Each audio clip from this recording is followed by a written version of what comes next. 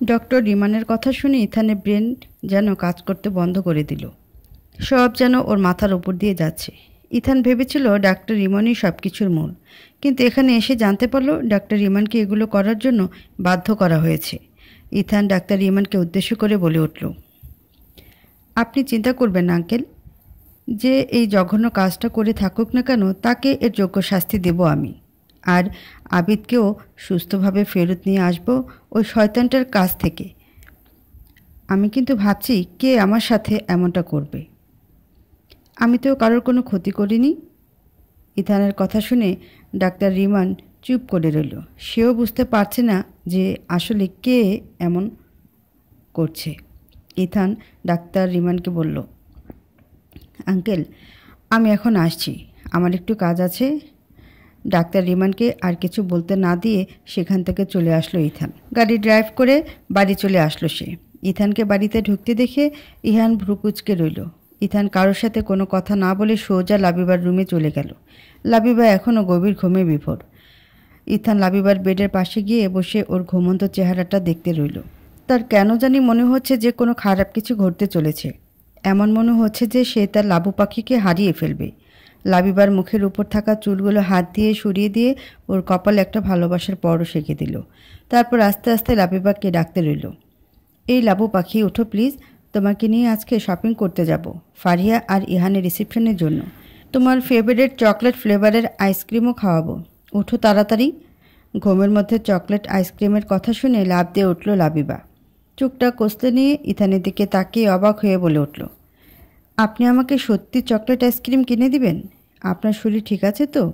লাবিবার এমন কাজে ইথান হালকা হাসল। তারপর শান্ত কণ্ঠে বলে উঠল, আমি ঠিক আছি, এখন বেশি পকপক না করে রেডি হয়ে নে, যা, শপিং করতে যাব। ইথানের কথা শুনে লাবিবা নাচতে নাচতে ফ্রেশ হতে চলে গেল। লাবিবার নাচ দেখে ইথান হাসতে রইল। ওয়াশরুম থেকে বেরিয়ে এসে তাড়াতাড়ি করে রেডি হয়ে নিচে চলে আসলো লাবিবা। ইথানকে সোফার উপর বসে ফোন চালাতে দেখে ওর সামনে গিয়ে দাঁড়িয়ে বলে উঠল, আমি রেডি ইথান ভাইয়া, তাড়াতাড়ি চলো। ইথান এক নজর লাবিবার দিকে তাকিয়ে সোফা থেকে উঠে ওর হাতটা ধরে বাইরে চলে আসলো। বাড়িতে আগেই বলে রেখেছিল সে, তাই কেউ কিছু জিজ্ঞেসও করেনি। ইথান গাড়ি ড্রাইভ করছে আর লাবিবা পাশের সিটে বসে আছে। লাবিবার দৃষ্টি বাইরের দিকে। গাড়ির জানালা দিয়ে সে শেষ বিকালে প্রকৃতি দেখতে ব্যস্ত। সন্ধ্যার ঠিক আগ মুহূর্ত যেন সূর্য পশ্চিমে ঢলে পড়েছে। আকাশ লাল বর্ণ ধারণ করেছে। গোধূলি লগ্নের এই সৌন্দর্য দেখতে ভালোই লাগছে লাবিবার। ইথান গাড়ি ড্রাইভ করছে আর থেকে থেকে লাবিবাকে দেখছে। আধা ঘন্টার মতন ড্রাইভ করে চলে আসলো তারা শপিং মলে। গাড়ি পার্ক করে রেখে লাবিবার হাতটা ধরে নিয়ে শপিং মলের ভিতরে ঢুকলো ইথান। সে 1 ঘন্টা যাবৎ লাবিবা একটার পর একটা লেহেঙ্গা দেখিয়ে যাচ্ছে, কিন্তু একটাও পছন্দ হচ্ছে না তার। শেষে কোনো উপায় না পেয়ে ইথান নিজেই ব্লু আর পিঙ্ক কালারের 2টা লেহেঙ্গা চুজ করলো লাবিবার জন্য। লাবিবাও খুশি হয়ে সেটাই নিয়ে নিল। ইথান স্বস্তির একটা নিঃশ্বাস ফেলে বিড়বিড় করে বলে উঠল, এর জন্য মেয়েদের নিয়ে শপিং করতে আসতে হয় না, চয়েস করতেই সারাদিন লাগিয়ে দিবে। ইথানকে বিড়বিড় করতে দেখে লাবিবা ভ্রুকুচকে বলে উঠল, কি বিড়বিড় করছেন আপনি? হঠাৎ লাবিবার এমন কথায় থতমত খেয়ে যায় ইথান। নিজেকে সামলে নিয়ে বলে ওঠে, কই কিছু না তো। আচ্ছা ভাই, আপনি প্রাইসটা রেখে দিন। শপিং করতে করতে বেশ রাত হয়ে গেল তাদের। ফলে ইথান ভাবলো আইসক্রিম খাবে না এখন আর, এমনিতেই অনেক রাত হয়ে গেছে। কিন্তু লাবিবা তো নাছোড়বান্দা, সে আইসক্রিম না খেয়ে কিছুতেই যাবে না। অবশেষে আর কোনো উপায় না পেয়ে ইথান লাবিবাকে নিয়ে একটা আইসক্রিম পার্লারে ঢুকে 2টা চকলেট ফ্লেভারের আইসক্রিম অর্ডার করলো। লাবিবা তো আইসক্রিম পেয়ে মহা খুশি। ইথানের দিকে একবার তাকিয়ে একটা তৃপ্তির হাসি দিয়ে আইসক্রিম খেতে শুরু করলো। বাচ্চাদের মতন সারা মুখে লাগিয়ে আইসক্রিম খাচ্ছে লাবিবা। ইথান টেবিলের অপর পাশের চেয়ারে বসে বসে লাবিবার আইসক্রিম খাওয়া দেখছে।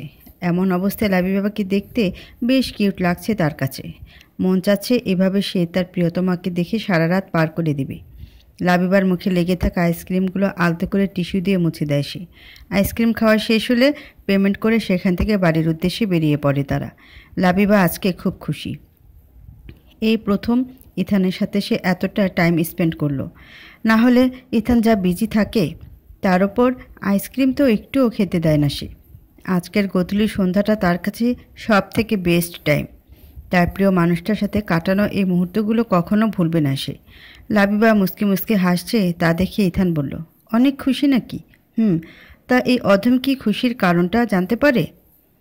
হুম, আপনার মতন কিপটার টাকায় আইসক্রিম প্লাস শপিং করতে পেরে অনেক খুশি লাগতেছে, বলে হো হো করে হাসতে রইল লাবিবা। এই দেখি ইথান যেন স্তব্ধ হয়ে গেছে লাবিবার এমন কথায়। সারা রাস্তা দুজনে মজা করতে করতে বাড়িতে চলে আসলো। প্রচুর আকারে শপিং করাই দুজনেই টায়ার্ড অনেক, তাই যে যার রুমে চলে গেল। ফারিয়া, ইথান আর লাবিবাকে একসাথে খুশি থাকতে দেখে নিজেও অনেক খুশি হলো। মনে মনে ভাবলো সব ঠিক হয়ে গেছে। অন্যদিকে ইথান আর লাবিবাকে একসাথে দেখে কারোর খুব রাগ হচ্ছে।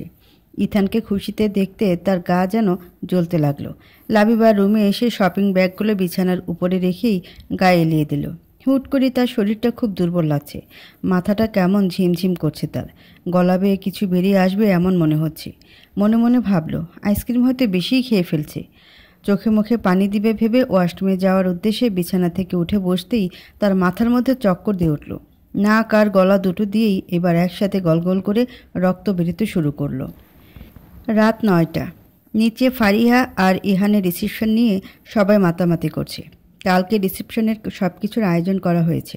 ড্রয়িং রুমে বাড়ির সব ছেলেমেয়েরাই আছে, শুধু লাবিবা আর ইথান বাদে। হুট করে রুশান বলে উঠল, আচ্ছা আমাদের লেবু কোথায়? ওকে তো কোথাও দেখতে পারছি না। রুশানের কথা শুনেই ইহান বলে উঠল, ওরা তো শপিংয়ে গেছিল, হয়তো অনেক টায়ার্ড, তাই ওদের না ডাকাই ভালো। ইহানের কথা শুনে রুশান আর কিছুক্ষণ চুপ করে থেকে উৎসাহিত কণ্ঠে আবারও বলে উঠল, আচ্ছা ভাইয়া, তোমার আর ফারিহা ভাবির প্রেম কাহিনী কবে থেকে শুরু হলো আবার? না মানে আমরা তো কখনো এই বিষয়ে কিছুই টের পাইনি। হুট করে তুমি ইথান ভাইয়ের বিয়ের দিন ফারিহা ভাবিকে বিয়ে করে আনলে। সব কি তুমি আগে থেকে প্ল্যান করে রেখেছিলে নাকি বিয়ের জন্য? রুশানের এমন কথায় বেশ থতমত খেয়ে গেল ইহান। বিয়ের প্ল্যান তো সে করেছিল ঠিকই, কিন্তু তার পেছনে যে আরও বড় উদ্দেশ্য আছে তার।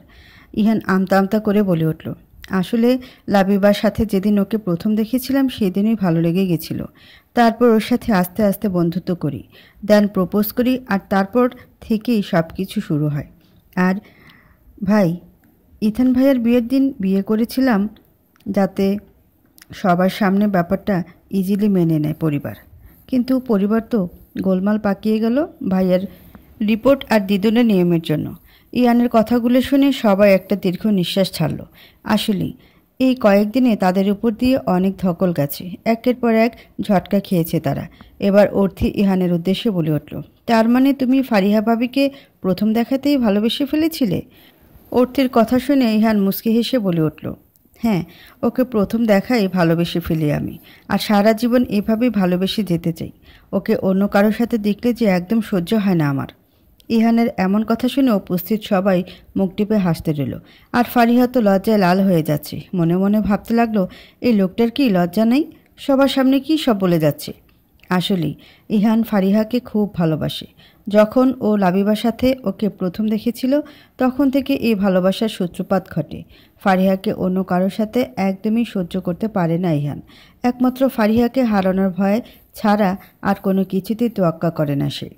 ওদের মজা করার মাঝেই বাড়ির ছোট বউ ওরফে ইহানের মা এসে সবার উদ্দেশ্যে গম্ভীরভাবে বলে উঠল, সবাই খেতে চলো, অনেক রাত হয়েছে, কালকে সকালে উঠতে হবে আবার। কাউকে কিছু বলতে না দিয়েই সে সেখান থেকে চলে গেল। আসলে ইহানের এমন হুট করে বিয়ে করা মোটেও পছন্দ হয়নি তার। ফারিহাকে বউ হিসেবে মানতে কোনো আপত্তি নেই তার, কিন্তু ইহানের এমন কাজে খুবই বিরক্ত সে। ইহান সবার উদ্দেশ্যে বলে উঠল, তোরা সবাই যা খেতে, আমি একটু আসছি, একটা ফোন করতে হবে আমার, বলেই সেখান থেকে চলে এলো ইহান। টানা আধা ঘন্টা যাবৎ গলা আর নাক দিয়ে রক্ত পড়ছে লাবিবার। রক্তের দাগ রুমের ফ্লোরে স্পষ্ট। লাবিবার পক্ষে আর সম্ভব হচ্ছে না তার চোখ দুটোকে মেলে রাখার। আস্তে আস্তে তার কাছে সব কিছু ঝাপসা হয়ে এলো। মাথা ঘুরে বিছানায় আবার ঢলে পড়ল সে। রাত 11টার দিকে মায়ের ডাকে ঘুম ভাঙে লাবিবার। আস্তে আস্তে চোখ মেলে তাকায় সে। কোনোভাবে উঠে বসে ঘড়ির দিকে তাকাতেই তার চোখ যেন রসগোল্লার মতো গোল গোল হয়ে গেল। অবাক হয়ে বলে উঠল, মা, এত রাতে তুমি আমাকে ডাকছো কেন? কিছু হয়েছে? লাবিবার কথা শুনে ওর মা ভ্রু কুঁচকে বলে উঠল, তোর কি মাথাটা গেছে লাবিবা? সেই শপিং থেকে এসে আর তো বাইরে গেলি না, নিচে এসে খাবারও খেলি না, তাই ভাবলাম আমি রুমে এসে তোর খাবারটা দিয়ে যাই, কিন্তু এসে দেখি বিছানায় চিৎপটাং হয়ে শুয়ে আছিস তুই, নিজের জামাটাও চেঞ্জ করিসনি। হয়েছিটা কি তোর? লাবিবা মায়ের কথা শুনতেই টাসকি খেল। তখনের কথা মনে পড়তেই তাড়াতাড়ি করে ফ্লোরের দিকে তাকালো সে, কিন্তু সেখানে তাকাইতেই তার মাথায় আকাশ ভেঙে পড়ল।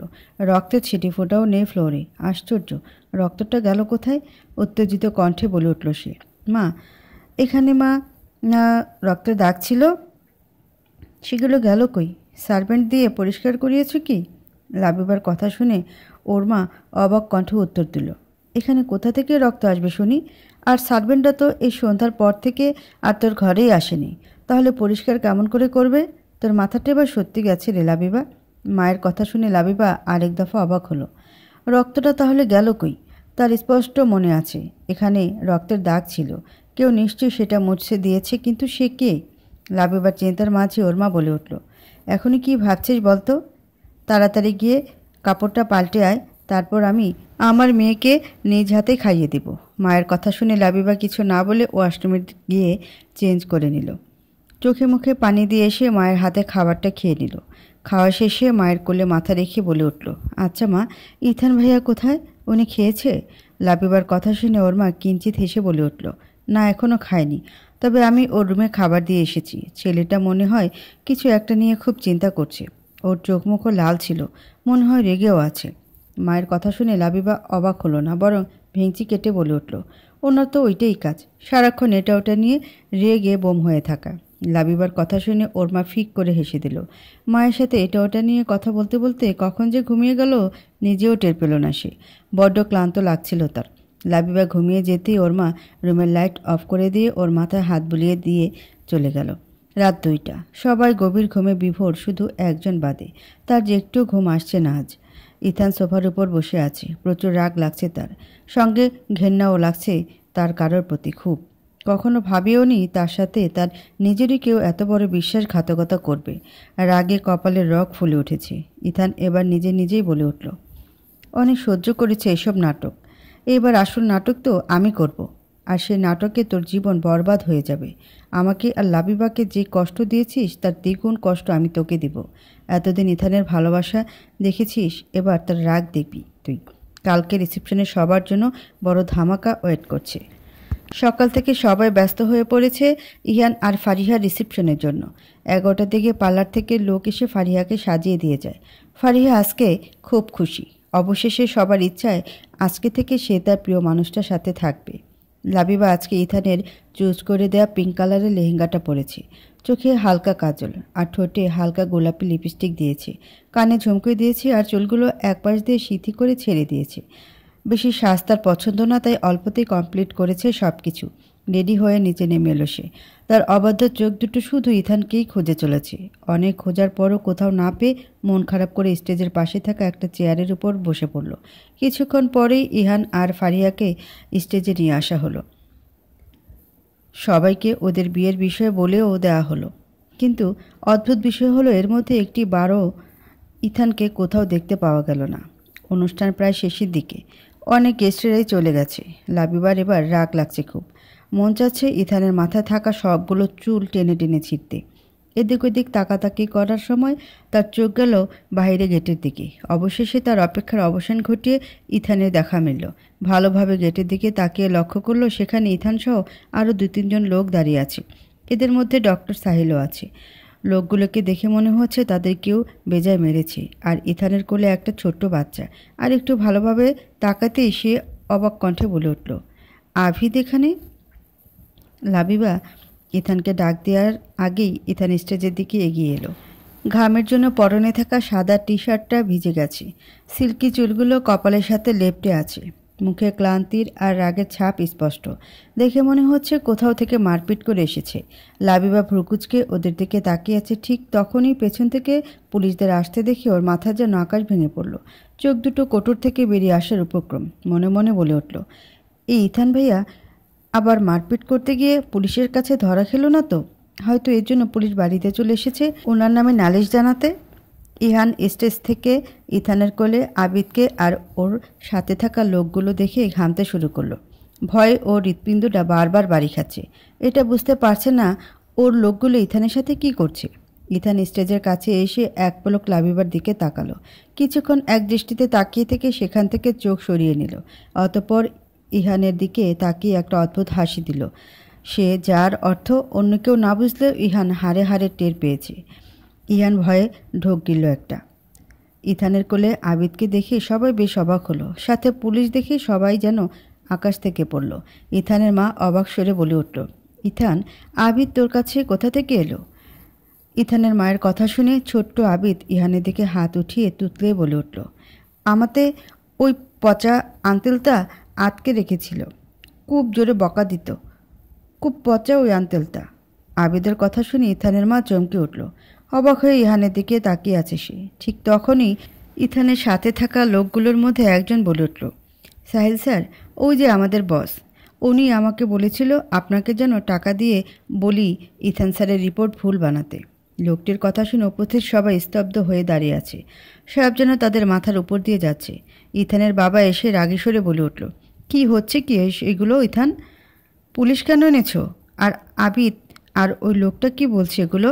বাবার কথা শুনে ইথান শান্ত কণ্ঠে বলে উঠল, পুলিশের দরকার আছে তাই এনেছি। আর আবিদ আর ওই লোকটা ঠিকই বলছে। কি ইহান, ঠিক বলছি তো আমি? ইহানের দিকে তাকে শয়তানি হাসি দিয়ে বলে উঠল ইথান। ইথানের কথা শুনে ইহানের মুখটা যেন চুপসে গেল। কি বলবে বুঝতে পারছে না সে। ইথানের বাবা এবার বিরক্তি নিয়ে বলে উঠল, কি বলতে চাচ্ছ কি তুমি ইথান? ক্লিয়ারলি বলো তো, কিছু বুঝতেছি না আমরা। ইথানের বাবার কথা শুনে এবার ডক্টর সাহিল বলে উঠল, আমি ব্যাপারটা ক্লিয়ার করে বলছি আপনাদের। আসলে ইথান বাবা আমার কাছেই টেস্ট করাতে দিয়েছিল, আর ওনার রিপোর্টগুলো একদম ঠিক আছে। আমি অনেক আগেই ওনার রিপোর্ট ওনাকে দিয়ে দিই। বাট এই ছেলেটা কালকে আমার কাছে এসে অনেক টাকা দিয়ে বলে আমি যেন ওনার রিপোর্টগুলো ভুল বানিয়ে দিই। ইথান বাবা আমাকে আগে ফোনে বলে রেখেছিল কেউ যদি তার রিপোর্টের ব্যাপারে জানতে আসে তাহলে যেন তাকে আটকে রাখি। তাই আমিও ওনাকে নানান কথার ছলে আটকে রাখি আর ইথান বাবাকে মেসেজ করে দিই। তারপর উনি এসে এই লোকটাকে প্রচুর মারধর করে আর হসপিটাল থেকে নিয়ে যায়। এই ঘটনায় আমি এটুকু বলতে পারি যে কেউ ইচ্ছা করে ইথান বাবার রিপোর্ট ভুল করাতে চেয়েছিল। আর আজকে ছেলেটার কথা শুনে এইটুকু বুঝে গেলাম যে সে আর কেউ না, বরং এ বাড়িরই আরেক ছেলে ইহান। ডক্টর সাহেলের কথা শুনে সবাই চমকে উঠল। মুখের ভাষা যেন হারিয়ে ফেলেছে তারা। ইহানের বিরুদ্ধে এমন অপবাদ তারা মেনে নিতে পারছে না। এক ভাই হয়ে কিনা আরেক ভাইয়ের এমন ক্ষতি করতে চাইবে? ফারিয়ার চোখে পানি চিকচিক করছে। সে এটা বুঝতে পারছে না যে ইহান এমন কেন করবে। ইথান তো ইহানকে নিজের ভাইয়ের মতন দেখে। এইবার ইথান ইহানের দিকে ঘৃণার দৃষ্টিতে তাকিয়ে বলে উঠল, ইহান এতটাই নিচে নেমে গেছে যে সে আবিদকে কিডন্যাপ করে রিমান আঙ্কেলকে ব্ল্যাকমেল করেছিল আমার রিপোর্ট ভুল করানোর জন্য। তোমরা জানো ও ইচ্ছা করে রিমান আঙ্কেলকে দিয়ে আমার বিয়ের দিনেই এই রিপোর্টটা পাঠায় যাতে আমি লাবিবাকে বিয়ে না করতে পারি। শুধু তাই নয়, ইহান ইচ্ছা করেই আমাদের বিয়ের দিন ফারিহাকে বিয়ে করে যাতে আমি ওকে বাঁচানোর জন্য ফারিহাকে নিজের বউ বলি। আর লাবিবা আমাকে মন থেকে ঘৃণা করতে শুরু করে শুধুমাত্র আমাকে কষ্ট দেওয়ার জন্য। ও সবার সামনে পরিবারের মাথা হেট করলো, সবাইকে কষ্ট দিল। কিন্তু আমি তো এটাই বুঝতে পারছি না যে আমাদের প্রতি কেন ওর এত ঘৃণা। আমি তো ওকে নিজের ভাই মনে করতাম। শেষের কথাগুলো বলার সময় ইথানের চোখ দুটো ঝাপসা হয়ে এলো। ঠাস ঠাস করে পরপর দুটো থাপ্পড় খেলো ইহান। গালে হাত দিয়ে ছলছল দৃষ্টিতে তাকিয়ে আছে সে ফারিহার দিকে।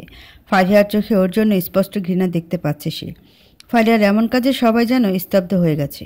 লাবিবা পাথর হয়ে দাঁড়িয়ে আছে, তার পুরো বিষয়টা যেন মাথার উপর দিয়ে যাচ্ছে। ঠিক তখনই ফারিহা ডুকরে কেঁদে বলে উঠল, ছি ইহান, আমার ঘৃণা হচ্ছে যে আমি তোমার মতন একটা শয়তানকে ভালোবেসেছিলাম যে কিনা তার ভাইয়ের ক্ষতি করতে চায়। একটাবার লাবিবার কথা ভাবলে না তুমি? এমনকি আমাকেও তোমার জন্য জঘন্য খেলার গুটি বানালে। আমাকে বিয়ে করলে শুধুমাত্র লাবিবা আর ইথান ভাইকে আলাদা করার জন্য। ফারিহার কথাগুলো যেন ইহানের কলিজায় গিয়ে লাগলো। ইহান ছলছল চোখে তাকিয়ে বলে উঠল, বিশ্বাস করো ফারিহা, আমি তোমাকে খুব ভালোবাসি। মানছি আমি তোমাকে ইথান আর লাবিবাকে আলাদা করার জন্য ব্যবহার করেছি, কিন্তু বিশ্বাস করো আমি তোমাকে খুব ভালোবাসি। তোমাকে ছাড়া আমি বাঁচব না। কথাটা বলতে দেরি আছে, কিন্তু ইহানের গালে আরেকটা চড় পড়তে দেরি নেই। ফারিহা রেগে চেঁচিয়ে বলে উঠল, তোমার ওই পাপি মুখ দিয়ে ভালোবাসি শব্দটা উচ্চারণ করবে না একদম। যে নিজের স্বার্থের জন্য আমাকে ব্যবহার করে সে যে আমাকে ঠিক কতটা ভালোবাসে তা আমার জানা আছে। ফারিহার কথা শুনে ইহান রেগে ওর বাহু চেপে ধরে বলে উঠল, এত বড় বড় কথা বলছো কেন? তোমার আর আমার ভবিষ্যতে ভালোর জন্যই আমি এই কাজ করেছি, বুঝেছ? ফারিহা নিজের বাহু ঝটকা মেরে ইহানের থেকে ছাড়িয়ে নিয়ে তাচ্ছিল্যে সুরে বলে উঠল, আমাদের ভালোর জন্য মানে? কি ভালো হয়েছে এতে আমাদের? এত জঘন্য কাজ করে বলছো আমাদের ভালোর জন্য করেছো? হ্যাঁ, আমাদের ভালোর জন্যই করেছি। ইথান আর লাবিবার বিয়ে না হলে ইথান আর কাউকে বিয়ে করতো না, কারণ ও লাবিবাকে ছাড়া আর কিছুই বোঝে না। আর ওর কোনো উত্তরাধিকারীও থাকতো না সম্পত্তি নেওয়ার জন্য। ফলে ওর সব সম্পত্তি আমার সন্তান পেত, আমাদের সন্তানের ভবিষ্যৎ উজ্জ্বল হতো। এই জন্য আমি ওর মিথ্যা রিপোর্টে নাটক করি। ইহানের কথা শুনে ফারিয়ার যেন গা জ্বলে যাচ্ছে। নিজের ভালোবাসার মানুষের এমন রূপ মেনে নিতে পারছে না সে। কি দোষ করেছিল সে যে তাকে এত কষ্ট পেতে হচ্ছে? ফারিহা কাঁদতে কাঁদতে বলে উঠল, তুমি খুব বড় ভুল করছো ইহান। সম্পত্তির লোভে পড়ে পুরো পরিবারের সবাইকে কষ্ট দিচ্ছ। সব থেকে বেশি কষ্ট ইথান ভাইয়াকে দিচ্ছ। প্রতি মুহূর্তে যন্ত্রণা ছটফট করেছে সে, তবুও নিজের কষ্ট কাউকে মুখ ফুটে বলতে পারেনি। আর লাবিবার তো তোমার বোন হয়। একবারও কি ভেবে দেখেছো ওর কি অবস্থা হয়েছিল যখন আমাকে আর ইথানকে একসাথে দেখেছিল? ও বেচারির কি দোষ ছিল? ফারিয়ার কথা শুনে ইহান তার ছেলে সুরে বলে উঠল, আমি তো তাই চেয়েছিলাম ইথান কষ্টে থাকুক। সেই ছোটো থেকে সবার চোখের মনি ছিল ও, সব সময় সবার মুখে শুধু ইথান। আমার জাস্ট অসহ্য লাগতো, ওর খুশি সহ্য হতো না, হিংসে হতো আমার। তাই তো ওকে কষ্ট দিতে চেয়েছিলাম, আমি খুব কষ্ট দিতে চেয়েছিলাম। আর আমি জানতাম ওকে কষ্ট দেওয়ার সব থেকে বড় হাতিয়ার হলো লাবিবাকে ওর থেকে দূরে সরিয়ে দেওয়া। এতে ও তিলে তিলে শেষ হবে, আর আমি তাই করেছি। আমি সফল হয়েছিও আমার কাজে। কথাগুলো বলি পাগলের মতন হাসতে রইল ইহান। ফারিয়া ঘৃণা ভরা দৃষ্টিতে তাকিয়ে বলে উঠল, তুমি একটা সাইকো ইহান। লোভ আর হিংসা তোমাকে পাগল বানিয়ে দিয়েছে। আরে উনি তো তোমাকে নিজের ভাইয়ের থেকেও বেশি ভালোবাসতো, আর তুমি কিনা এরকম একটা জঘন্য প্রতিদান দিলে তাকে। ভাই নামের কলঙ্ক তুমি, কিন্তু তুমি তোমার জঘন্য কাজে সফল হওনি। ভাগ্য ভালো যে ইথান ভাইয়া তোমার ভালো মানুষের আড়ালে থাকা শয়তানি মনটা দেখে ফেলেছিল, না হলে না জানি আর কত জঘন্য কাজ করতে তুমি। ফারিহার কথাগুলো যেন ইহানের কলিজায় লাগতে শুরু করলো। আর যাই হোক, ফারিহার কাছ থেকে এমন ব্যবহার মোটেও আশা করেনি সে। ফারিহাকে এভাবে দেখে তার যে খুব কষ্ট হচ্ছে। সবার মনে ইহানের জন্য ঘৃণা জন্মাতে শুরু করেছে। মনে মনে যে সে ইথানকে এত ঘৃণা করত তা তারা কেউই বুঝতে পারেনি, কিন্তু এতে তাদেরও দোষ আছে। আসলেই তারা ইথানকে একটু বেশি ভালোবাসত সবার থেকে, আর তাদের এমন কাজের জন্যই হয়তো ইহানের মন এতটা বেশি ভরে গেছে। এই জন্য ছোটো থাকতে সব বাচ্চাদের সমান ভালোবাসা দিতে হয়, তাহলে হয়তো কারোর মনে এমন বিষ তৈরি হতো না। যদিও ইথান সবসময় ইহানকে খুব ভালোবাসত, নিজের খেলনা থেকে শুরু করে নিজের সবটুকু ভাগ করে নিত ইহানের সাথে, কিন্তু পরিবারের এমন ব্যবহার আজকে তার জীবনটাকে এখানে এনে দাঁড় করিয়েছে। লাবিবা এত চাপ নিতে পারছে না। ইহানের এমন কাজ যেন তার বিশ্বাস হচ্ছে না। মাথার যন্ত্রণায় ফেটে যাচ্ছে তার। মাথায় হাত দিয়ে চিৎকার করে বলে উঠল, তোমরা সবাই প্লিজ চুপ করো, আমি আর নিতে পারছি না এগুলো।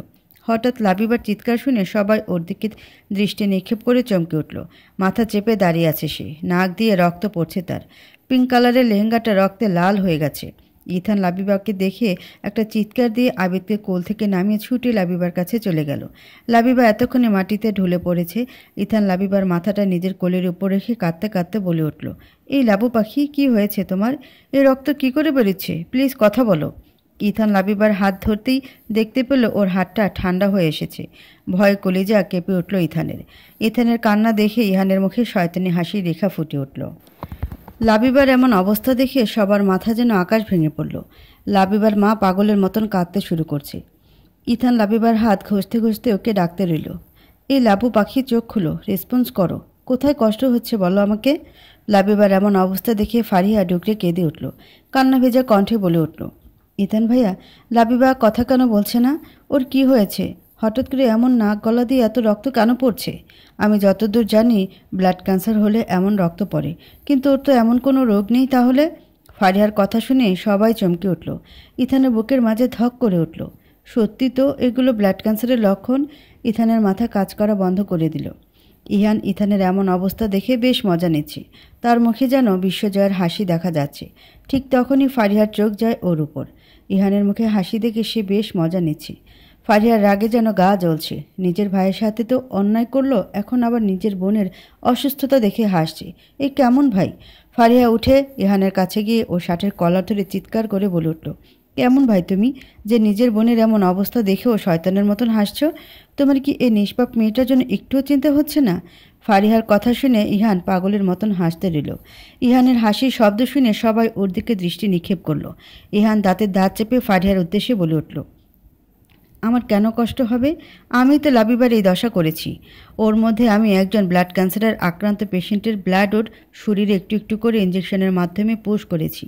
এখন লাবিবাও ব্লাড ক্যান্সারে আক্রান্ত হয়ে গেছে, যার শেষ ঘটবে ওর মৃত্যুতে।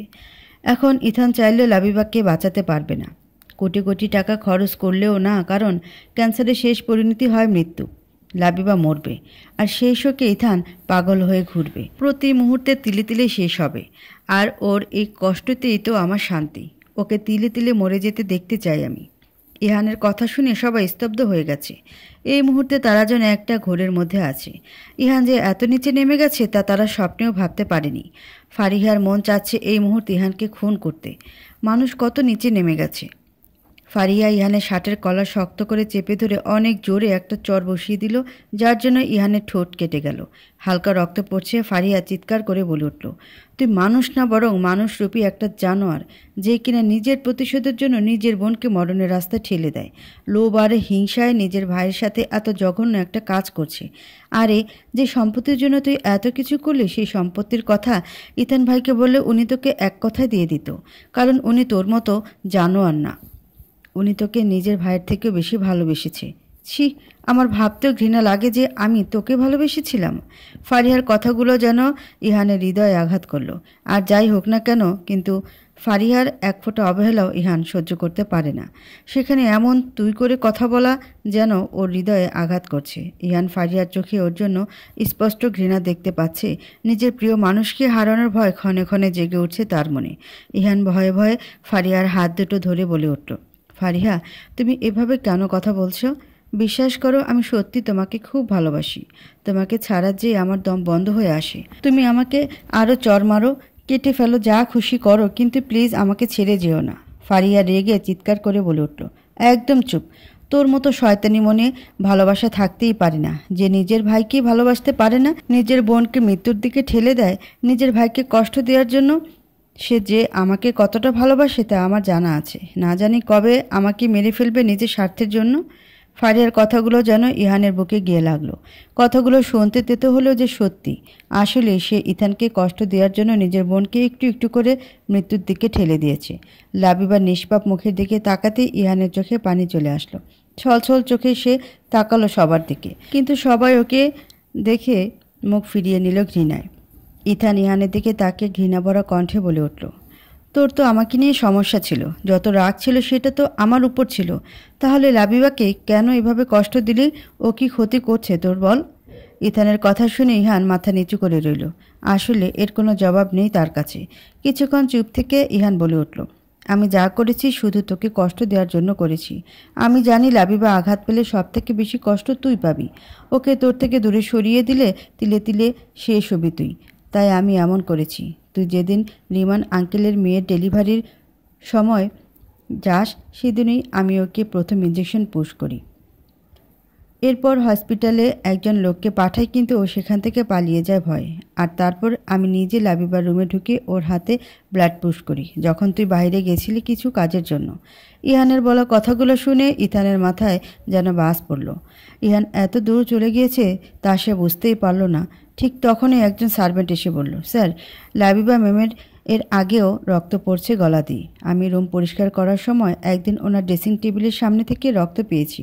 তারপর একদিন ইহান স্যার নিজে এসে আমাকে লাবিবা ম্যামের রুম থেকে রক্ত পরিষ্কার করতে বলেছিল, আর আমাকে মানা করেছিল যাতে কাউকে কিছু না বলি। আমাকে কাজ থেকে তাড়িয়ে দেওয়ার হুমকি পর্যন্ত দিয়েছিল। উনি নাকি ব্যাপারটা ম্যানেজ করে নেবে, তাই আমিও ভয়ে কাউকে কিছু বলিনি। সার্ভেন্টের কথা শুনে সবাই ইহানের দিকে রাগে চোখে তাকালো। ইথানের বাবা রেগে বলে উঠল, তুই যদি আমার ভাইয়ের ছেলে না হতি তাহলে তোকে এতক্ষণে আমি জ্যান্ত পুঁতে দিতাম। তোকে তো মানসিক হাসপাতালে পাঠানো উচিত ছিল। ইহানের মাও চুপ করে আছে। নিজের ছেলের এমন জঘন্য কাজ কিছুতেই মেনে নিতে পারছে না সে।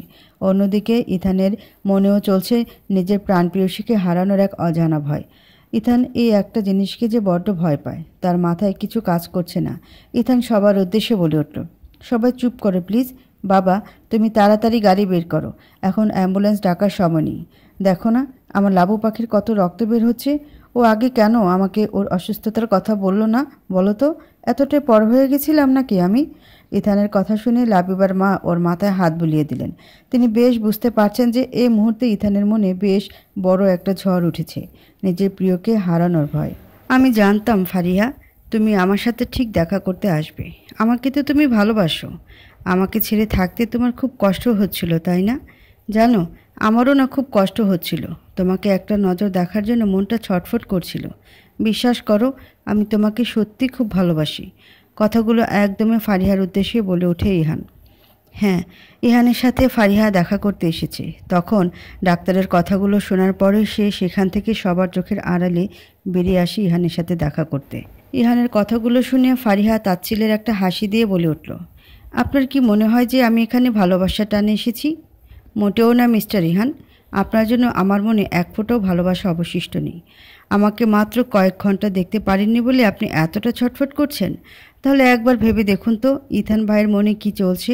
ওনার মনটা লাবিবার জন্য ঠিক কতটা ছটফট করছে। আজকে যদি লাবিবার কিছু হয় তার জন্য কিন্তু শুধুমাত্র আপনি দায়ী থাকবেন। ইথান ভাইকে যে কষ্ট দিচ্ছেন তার দ্বিগুণ কষ্ট আপনি ভোগ করবেন। ফারিহার কথা শুনে ইহান চুপ করে রইল। তার কিছু বলার মতো মুখ যে আর নেই। আসলে সে অনেক বড় অন্যায় করে ফেলছে। ইহান ফারিহার দিকে অপরাধী দৃষ্টিতে তাকিয়ে বলে উঠল, ফারিহা, আমি জানি আমি যা করেছি তার কোনো ক্ষমা হয় না। আমি অনেক বড় অন্যায় করেছি ইথান ভাইয়া আর লাবিবার সাথে। সবাই আমাকে ঘৃণার চোখে দেখে এখন। এমনকি আমার যে ইথান ভাই আমাকে সব থেকে বেশি ভালোবাসত, সেও আমাকে সহ্য করতে পারছে না। আমি জানি না লাবিবা সবটা শোনার পর আমাকে ঠিক কতটা ঘৃণা করবে, কিন্তু আমি আমার এই জঘন্য কাজের জন্য অত্যন্ত লজ্জিত। আমি লোভ আর হিংসায় নিজের পরিবারের সাথে অন্যায় করেছি। নিজের বোনকে মারতে চেয়েছি। এর কোনো ক্ষমা হয় না ঠিকই, কিন্তু আমি আমার ভুলগুলো শুধরে নিতে চাই। ভুল তো মানুষ মাত্রই হয়। আমাকে কি একটা সুযোগ দেওয়া যায় না? ইহানের কথা শুনে ফারিহা রাগী কণ্ঠে বলে উঠল, আপনি যেটা করেছেন সেটা ভুল নয়, বরং অন্যায় ছিল। ভুল করলে ক্ষমা করা যায়, কিন্তু অন্যায় করলে ক্ষমা করা যায় না। আপনার করা জঘন্য কাজের শাস্তি তো আপনি পাবেনই, কিন্তু চাইলে আপনি আপনার এই পাপের বোঝা কমাতে পারেন। হয়তো এতে একটু হলেও সবার আপনার উপর থাকা ঘৃণাটা কমবে। ফারিহার কথা শুনে ইহান বেশ অবাক হলো। অবাক কণ্ঠে বলে উঠল সে, তুমি ঠিক কী বলতে চাইছো ফারিহা? আমি কি করলে সবার আমার উপর ঘৃণা কমবে? কি করলে ইথান ভাই আমার উপর আর রাগ করে থাকবে না? তুমি যা বলবে আমি তাই করব ফারিহা। প্লিজ আমাকে বলো কিছু। আমি আর কিছু নিতে পারছি না। ইহানের কথা শুনে ফারিহা চুপ করে রইল।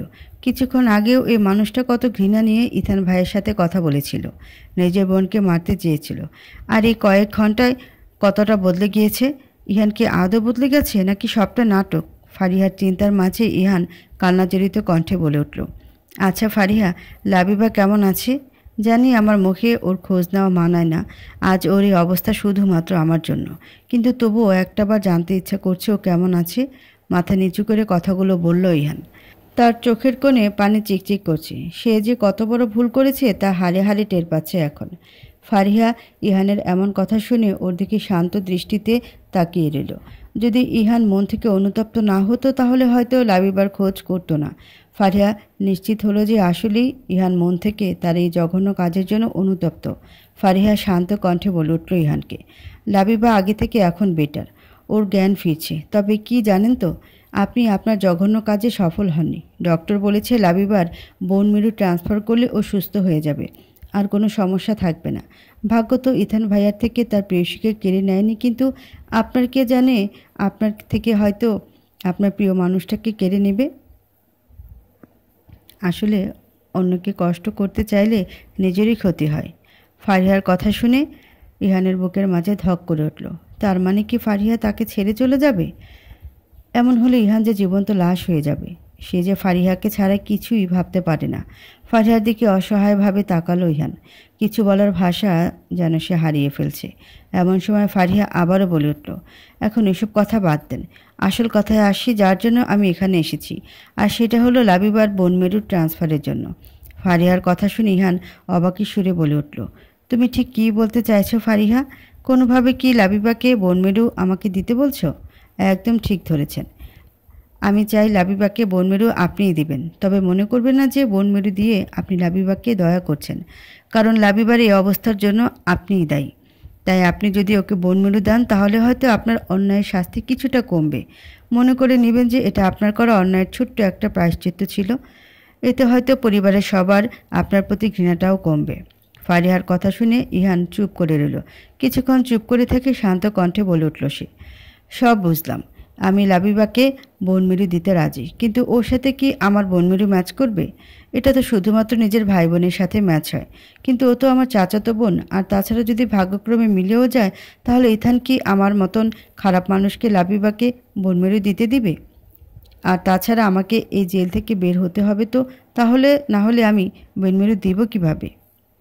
সেটা আপনাকে ভাবতে হবে না। পুলিশের লোকের সাথে আমার কথা হয়েছে, তারা আপনাকে যেতে দেবে হসপিটালে, কিন্তু আপনার সাথে তাদের গার্ডরাও যাবে যাতে আপনি পালাতে না পারেন।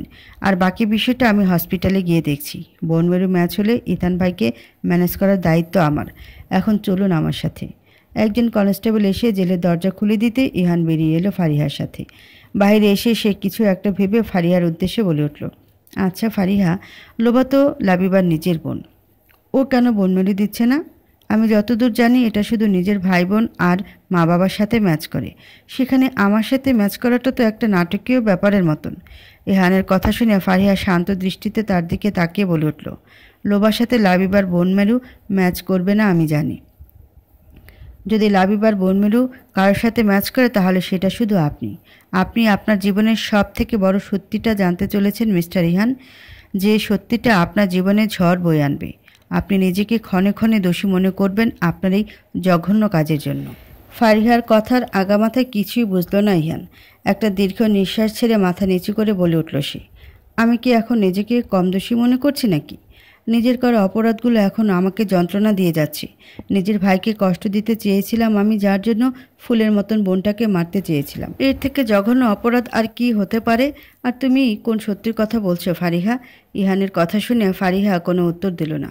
চুপ করে বসে রইল সে গাড়ির ফ্রন্ট সিটে, আর ইহান গাড়ি ড্রাইভ করতে লাগলো। ঘড়ির কাঁটায় এখন ঠিক বিকেল 6:30। চারিদিকে শো শো করে শীতল বাতাস বইছে। সূর্য প্রায় পশ্চিমে ঢলে পড়েছে। আকাশ সূর্যের লাল আভায় রক্তিম বর্ণ ধারণ করেছে, যাকে বলে গোধূলি লগ্ন। লাবিবা বেডের পাশে থাকা জানালা দিয়ে বাইরের দিকে তাকিয়ে পরিবেশটা উপভোগ করছিল। ঠিক তখনই ওর কেবিনে হন্তদন্ত হয়ে ইথান প্রবেশ করলো।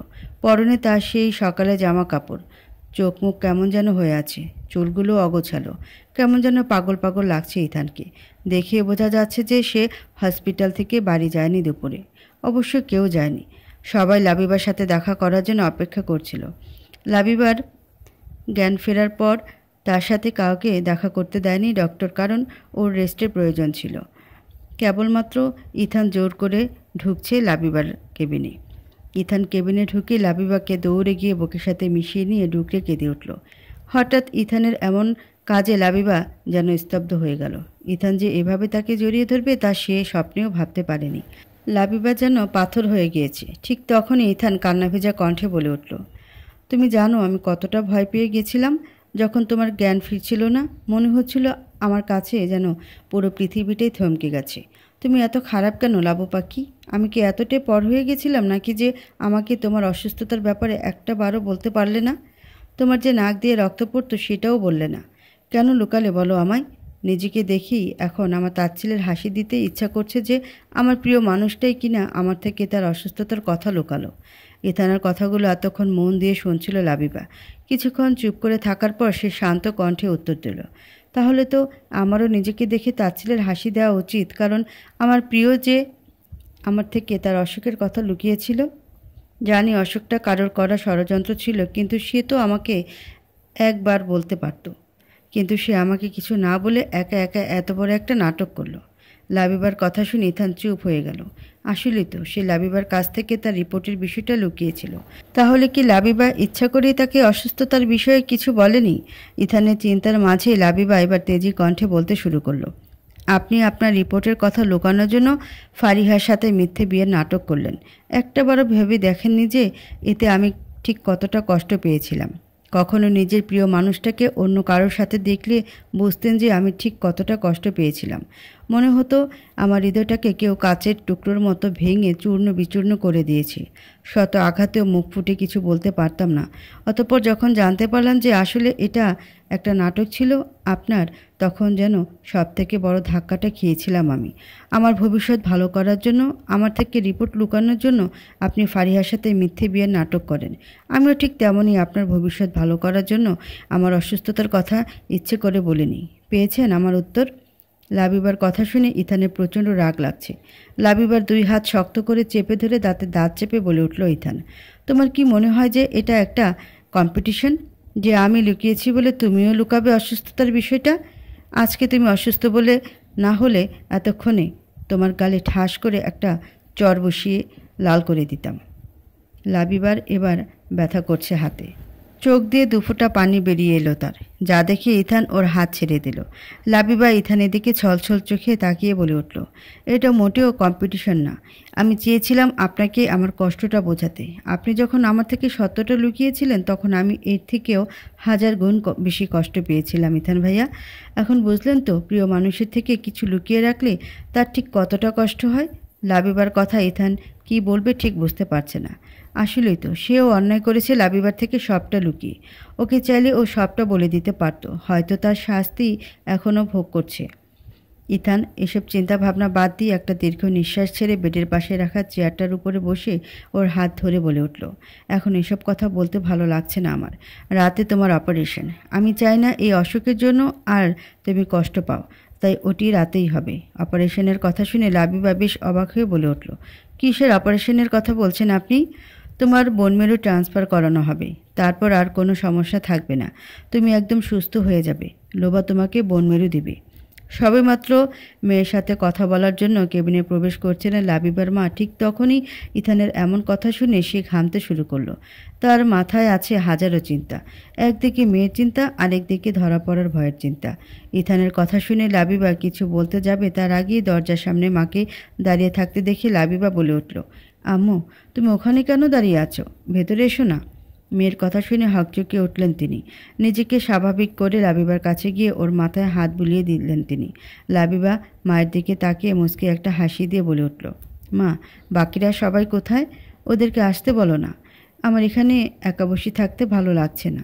লাবিবার কথা শুনে ওর মা জোরপূর্বক একটা হাসি দিয়ে সবাইকে ডাক দিলেন। সবাই বলতে ইথানের বাবা মা, ওর দিদুন আর ইহানের মা বাবা। লোবাকেও ডাক দিলেন তিনি। লোবা ভিতরে আসতেই লাবিবা ওর সাথে নানা গল্প জুড়ে দিল। সবাই লাবিবাকে নিয়ে ব্যস্ত হয়ে পড়ল, কিন্তু ওর মায়ের মনে চলছে এক অজানা ভয়ের আশঙ্কা। ইহানের মা লাবিবার মাথায় হাত বুলিয়ে দিয়ে বলে উঠল, আমি জানি মা, আমার ছেলে তোর সাথে অনেক বড় অন্যায় করেছে, পারলে ওকে ক্ষমা করে দিস। ইহানের মায়ের কোনো কথায় লাবিবার মাথায় ঢুকলো না, কারণ সে তো জানেই না যে তার এই অবস্থার জন্য ইহান দায়ী। সব কথা শোনার আগেই সে জ্ঞান হারিয়েছিল। হঠাৎ লাবিবার খেয়াল হলো যে ফারিহা এখানে নেই। সে এদিক ওদিক তাকিয়ে মায়ের উদ্দেশ্যে বলে উঠল, মা ফারিহা কোথায়? ওকে দেখতে পাচ্ছি না যে। ওর মনের উপর দিয়ে যে বড় ধকল যাচ্ছে। লাবিবার কথা শুনে সবার এতক্ষণে হুঁশ ফিরল যে ফারিহা এখানে নেই। ইথানের মা লাবিবাকে কিছু বলতে যাবে তার আগেই কেবিনে ফারিহা এসে উপস্থিত হলো। ফারিহার চোখ মুখের অবস্থা বেহাল, বোঝাই যাচ্ছে যে সে কতটা ক্লান্ত। হঠাৎ দরজার ধারে ইহানকে দাঁড়িয়ে থাকতে দেখে সবাই চমকে উঠল। ইথানের প্রচণ্ড রাগ লাগলো। তেজি কণ্ঠে সে বলে উঠল, তুই এখানে কি করছিস? তোর তো জেলে থাকার কথা, পালিয়ে এসেছিস নাকি আবার? ইথানের কথা শুনে ইহান বুঝতে পারল যে তার উপর ইথান ঠিক কতটা রেগে আছে। মাথা নিচু করে দাঁড়িয়ে রইল সে। ইহানের মা তার ছেলেকে দেখতে পেয়ে তাকে গিয়ে জড়িয়ে ধরল। তবে সবাই যে ইহানের উপর বেশ বিরক্ত তা তাদের মুখ দেখেই বোঝা যাচ্ছে। ঠিক তখনই ফারিহা ইথানের উদ্দেশ্যে বলে উঠল, উনি পালিয়ে আসেননি ভাইয়া, আমি ওনাকে এখানে নিয়ে এসেছি লাবিবাকে বোন মেরু ডোনেট করার জন্য। ফারিহার কথা শুনে উপস্থিত সবাই যেন আকাশ থেকে পড়ল। বিস্ময়ে সবার মুখ হা হয়ে গেল। ঠিক তখনই লোবা ইথান রাগী কণ্ঠে বলে উঠল, লাবিবাকে ইহান কেন বোন মেরু দিবে? তুমি হয়তো ভুলে যাচ্ছ ফারিহা যে এটা শুধু নিজের ভাই বোনই ডোনেট করতে পারে, আর ইহান না লোবা লাবিবার আপন বোন, এই জন্য এটা শুধু লোবা ডোনেট করতে পারবে, এই শয়তান ছেলেটা না। ইথানের কথা শুনে ফারিহা ওর দিকে শান্ত দৃষ্টিতে তাকিয়ে বলে উঠল, আমি জানি ভাইয়া যে এটা একমাত্র নিজের ভাই বোনই ডোনেট করতে পারে। আর এটাও জানি যে লাবিবাকে যদি এখন কেউ বাঁচাতে পারে তাহলে সেটা শুধু ইহান, কারণ বোন মেরু শুধুমাত্র ওই দিতে পারবে। ফারিহার কথা শুনে লোবা তেড়ে এসে উত্তর দিল, তুমি কি বলতে চাইছো বলো তো? যদি আমি এটা লাবিবা আপুকে না দিতে পারি তাহলে তো এটাই দাঁড়ায় যে আমি লাবিবা আপুর আপন বোন নই। আর যদি ইহান ভাইয়া এটা দিতে পারে তাহলে এটা প্রমাণ হয় যে ইহান ভাই লাবিবা আপুর আপন ভাই, কিন্তু এটা তো অসম্ভব। তুমি কি বলছো তুমি কি তা জানো? শোনো, আমি জানি যে তোমার মাথা এই মুহূর্তে ঠিক নেই, কিন্তু তাই বলে এমন উল্টাপাল্টা কথা বলা বন্ধ করো, নয়তো এই হসপিটাল থেকে বের করে দেব। প্রচণ্ড রেগে থাকায় লোবা যা নয় তাই বলে দিল ফারিহাকে। ঠিক তখনই ফারিহা লোবার দিকে তাকিয়ে দাঁতে দাঁত চেপে বলে উঠল, মুখ সামলে কথা বলো লোবা, ভুলে যেও না যে এই মেডিকেল কলেজটা ইথান ভাইয়ার বাবার হলেও এই কলেজের স্টুডেন্ট আমি। আর তোমার কোনো অধিকার নেই এভাবে একজন মেডিকেল কলেজের স্টুডেন্টের সাথে কথা বলার। আর আমার মাথা সম্পূর্ণ ঠিক আছে, কিন্তু তোমার মাথা এখন আর ঠিক থাকবে না যখন তুমি এটা জানতে পারবে যে লাবিবা তোমার না বরং ইহানের নিজের বোন, যাকে কিনা তোমারই মা 20 বছর আগে স্বার্থপরের মতো কেড়ে নিয়েছিল। তাই গলা নিচু করে কথা বলো। ফারিহার কথা শুনে উপস্থিত সবার মাথা যেন আকাশ ভেঙে পড়ল। সবাই যেন স্তব্ধ হয়ে গেছে। ইহানের মা ফারিহার দিকে অবাক চোখে তাকিয়ে আছে। সে ভাবছে 20 বছর আগে ডেলিভারির সময় তার মেয়ে তো মারা গিয়েছিল, তাহলে লাবিবা কি করে তার মেয়ে হতে পারে? সেই সময়ের কথা মনে পড়তে তার চোখ দুটো ঝাপসা হয়ে এলো। ইহান যেন ঘোরের মধ্যে আছে, কি হচ্ছে ও সবার মাথার উপর দিয়ে যাচ্ছে। যে ছোট বোনের জন্য ও এত কষ্ট পেয়েছিল সে ছোট বোনই কিনা বেঁচে আছে। এদিকে ফারিহার কথা শুনে যেন লোবার পায়ের নিচের মাটি সরে গেল। যাকে ছোটবেলা থেকে নিজের বোন হিসেবে জেনে এসেছে সে কিনা তার নিজের বোন না, এটা সে কিছুতেই মানতে পারছে না। সবার চিন্তার মাঝে ফারিহা লাবিবার মায়ের উদ্দেশ্যে ভিলেনি হাসি দিয়ে বলে উঠল, আন্টি, সত্যিটা কি আপনি এখনও লুকাবেন নাকি? অবশ্যই লুকিয়ে লাভ নেই, কারণ একটু পর যখন লাবিবার সাথে লোবার বোন মেরু ম্যাচ না করে সেটা গিয়ে ইহানের সাথে ম্যাচ করবে, তখন তো সত্যিটা এমনিই বেরিয়ে আসবে। তখন কি করবেন আপনি? ইহান আর আমার শাশুড়ি আমাকে কি বলবেন ভেবে দেখেছেন কি? ফারিহার কথা শুনে লাবিবার মা মিস লিয়া রহমান ঘামতে শুরু করলেন। তাকে দেখে মনে হচ্ছে যেন সে কোনো অপরাধী, আর তার অপরাধ লুকানোর জন্য মিছক চিন্তা করছে সে। ওনার এমন ফেস দেখে কেন জানি ইথানের মনে সন্দেহের আশঙ্কা দেখা দিল। উনি ফারিহার দিকে তাকিয়ে বেশ ভয়ে ভয়ে বলে উঠলেন, তুমি কি করে এসব জানলে? আজ পর্যন্ত কেউ এই বিষয়ে সন্দেহ করেনি, সেখানে তুমি কি করে সত্যিটা জানলে? উত্তর দাও। এক ফোঁটা মেয়ে হয়ে তোমাকে এত পাকামি কি করতে বলেছে? শেষের কথাটা বেশ জড়িয়ে বললেন মিস লিয়া রহমান। তার কথা শুনে ফারিহা এবার একটা শয়তানি হাসি দিল। ফারিহার মুখে এমন হাসি দেখে লিয়া রহমানের গা যেন জ্বলে যাচ্ছে, সাথে ভয় হচ্ছে প্রচুর। সবাই ফারিহার দিকে অদ্ভুতভাবে তাকিয়ে আছে। ঠিক তখনই ইহান ফারিহার সামনে এসে দাঁড়িয়ে তেজি কণ্ঠে বলে উঠল, ফারিহা, তুমি ঠিক কী বলতে চাইছো পরিষ্কার করে বলো। দেখো, আমি আমার ছোট মৃত বোনকে নিয়ে কোনো রকম বাজে কথা শুনতে চাই না। ইহানের কথা শুনে লিয়া রহমান তাকে সায় দিয়ে বলে উঠল, ঠিক তাই, এই মেয়েটা এখানে এখন সবার মাথা খেতে এসেছে। ইহান, তোর বোন তো মারা গিয়েছিল তাই না? ও কি করে বেঁচে থাকবে তুই বল? আর লাবিবা তো আমার মেয়ে, ও কি করে তোর আপন বোন হতে পারে বল? এই ফারিহা মিথ্যা বলছে। লিয়া রহমানের কথা শুনে ফারিহা ভীষণ রেগে গেল। দাঁতে দাঁত চেপে বলে উঠল সে, আর কত মিথ্যে বলবে মেজো কাকিয়া? একটু পর তো এমনিতেই সত্যিটা বেরিয়ে আসবে, এখন অন্তত সত্যিটা স্বীকার করো। ফারিহার কথা শুনে লিয়া রহমান চুপ করে রইলেন। তার নীরবতায় বলে দিচ্ছে যে আসলে কোনো ঘাপলা আছে তার মধ্যে। ঠিক তখনই ফারিহা বলতে শুরু করলো, আপনাদের সবার হয়তো মনে আছে যে 20 বছর আগে দুজন ফুটফুটে বাচ্চা একসাথে জন্ম নেয় এই এহসান বাড়িতে। তাদের মধ্যে একটি বাচ্চা ছিল আমার শাশুড়ি মায়ের মেয়ে, আর একটি ছিল মেজো কাকিয়ার মেয়ে। দুজনের ডেলিভারি ভাগ্যক্রমে একই দিনেই হয়। ফারিহার কথা শুনে ইথানের দিদুন এবার মুখটা মলিন করে বলে উঠল, হ্যাঁ ঠিক বলছো, আমার এখনও মনে আছে সেই জঘন্য দিনের কথা। যদিও মেজো বৌমার ডেলিভারির ডেট ছিল দেরিতে, কিন্তু ওর কিছু কমপ্লিকেশনের জন্য ডেলিভারি সেই দিনই করানো হয়। দিদুনের কথা শুনে ফারিহা আবার বলতে শুরু করলো, একদম ঠিক বলেছেন দিদুন, কিন্তু সেই দিন দুজন বাচ্চা একসাথে জন্ম নিলেও বেঁচে ছিল মাত্র একজনের বাচ্চা, আর সে বাচ্চাটা ছিল মামুনির মেয়ে। যেহেতু মেজো কাকিয়ার ডেলিভারির আগে থেকেই অনেক কমপ্লিকেশন ছিল, এই জন্য ডক্টর বাচ্চাটাকে বাঁচাতে পারেনি। ওটি রুমেই মারা যায় বাচ্চাটা। কিন্তু মেজো কাকিয়া বাচ্চা সুখে এতটাই কাতর ছিল যে উনি কিছুতেই ওনার মেয়ের মৃত্যু মেনে নিতে পারেনি। এই জন্য মামুনির বাচ্চাটাকে ওটি রুমেই কেড়ে নেয়, আর ডক্টরদের অনেক টাকার লোভ দেখিয়ে সত্যটাকে গোপন রাখতে বলে। আর সেই ডক্টর টাকার লোভে এমন জঘন্য কাজ করে। যেহেতু মামনির বেবি সিজারে হয়েছিল আর উনি একটু ভীতু স্বভাবের ছিলেন, তাই তাকে সম্পূর্ণ অজ্ঞান করে দেওয়া হয়। এজন্য উনি এই জঘন্য কাজের বিষয়ে একটুও টের পাননি। আর ডক্টর ওটি থেকে বেরিয়ে এসে বলে যে মামনির মেয়ে মৃত, আর লাবিবাকে আপনাদের কাছে দিয়ে বলে যে সে মেজ কাকিয়ার মেয়ে। আফসোস, নিজে একজন মা হয়ে উনি আরেক মায়ের থেকে সন্তান কেড়ে নেন শুধুমাত্র নিজের সুখের জন্য। আর ওইদিকে নিজের সন্তান বেঁচে থাকতেও পাগলের মতন কাঁদতে হয়েছিল মামনিকে। সেই দিন শুধু মামনিই নয়, ইহানও যথেষ্ট কেঁদেছিল এটা ভেবে যে তার ছোট্ট বোনটা আর পৃথিবীতে নেই। কি কাকি, আমি ঠিক বলেছি তো? শেষের কথাটা লিয়া রহমানের উদ্দেশ্যে জোরে বলে উঠল ফারিহা, যাতে করে উনি একটু চমকে উঠলেন।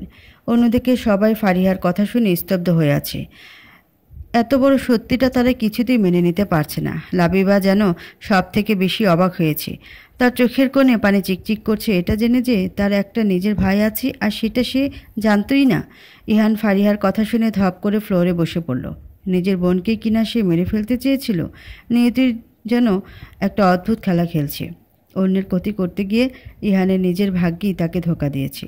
লিয়া রহমান ফারিহা দেখে ছলছল দৃষ্টিতে তেজি কণ্ঠে বলে উঠলেন, হ্যাঁ, আমি লাবিবাকে ইস্পিতার থেকে কেড়ে নিয়েছিলাম।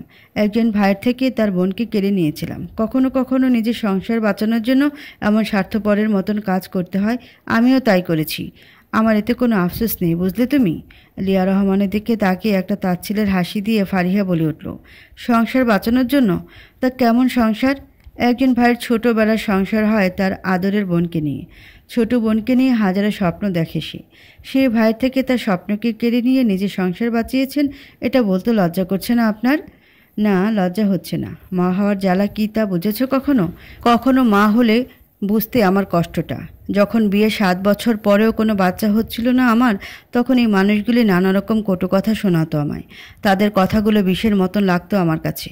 তারপর আমার কষ্টের অবসান ঘটিয়ে আমার গর্ভের ছোট্ট একটা প্রাণ এলো। ভেবেছিলাম আমার কষ্টের দিন হয়তো শেষ। কিন্তু যখন থেকে প্রেগনেন্সিতে সমস্যা দেখা দিতে লাগলো, তখনই আমাকে আমার শাশুড়ি বলল, এবার যদি তার ছেলেকে আমি বাচ্চা না দিতে পারি তাহলে আমাকে তাড়িয়ে দিয়ে অন্য কাউকে বউ করে নিয়ে আসবে তার ছেলের জন্য। নিজের স্বামীর দ্বিতীয় বিয়ের কথা কোন মেয়ে সহ্য করতে পারে বলো তো? তারপর অতি কষ্টে আমার দিনগুলো কাটতে লাগলো। যদিও আমার স্বামী অত্যন্ত ভালো মনের মানুষ ছিলেন, কখনো আমাকে এ নিয়ে কথা শোনায়নি। তবুও যখন ওটিতে আমার বাচ্চাটা মারা গেল, তখন আমার ভয় হতে শুরু করলো। এই বাড়িতে আমার শাশুড়ি মায়ের কথা সবাই মানত। যদি ওনার কথা মতো সত্যিই আমাকে তাড়িয়ে দিয়ে নতুন বউ নিয়ে আসতো। তাই আমি নিজের সংসার বাঁচাতে ইস্পিতার থেকে লাবিবাকে কেড়ে নিই। আর তারপর আল্লাহর রহমতে আমার দ্বিতীয় সন্তান লোবা এলো আমার গর্ভে। তখন ওর বেলায় কোনো কমপ্লিকেশন ছিল না। আমার সুস্থভাবে ও পৃথিবীর আলো দেখে। আমি চাইলে তখন সত্যিটা বলে দিতে পারতাম, কিন্তু আমার সাহস ছিল না। আর লাবিবাকেও আমি নিজের মেয়ের থেকেও বেশি ভালোবাসতাম। ওই তো আমার অন্ধকার জীবনে জোনাকির ছোট্ট আলো নিয়ে এসেছিল। তাই আমি সত্যিটা কাউকে বলিনি, কারণ ততদিনে সবাই সবটা মেনেও নেয়।